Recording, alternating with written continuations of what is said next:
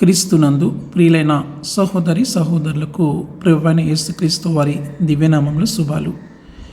ఈ దినపు జీవవాక్కులో సమృద్ధికి తలుపులు తెరవండి అనే అంశాన్ని మీతో పంచుకోవాలని ఆశ కలిగి ఉన్నాను.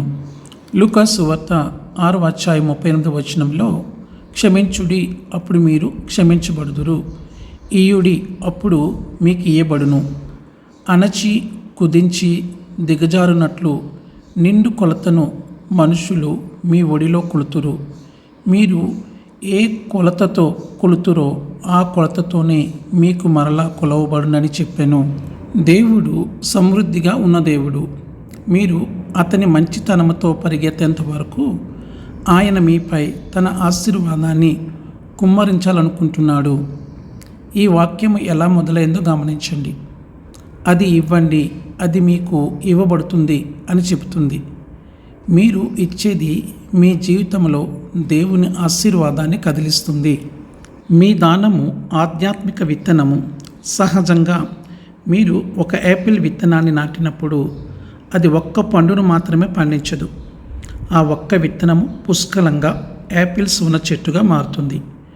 మీరు మీ ఇవ్వడంలో దేవునికి లోబడినప్పుడు అదే విధంగా జరుగుతుంది. మీరు ప్రతిఫలంగా సమృద్ధి అయిన పంటను కోయుదురు. మీరు చాలా ధన్యులు.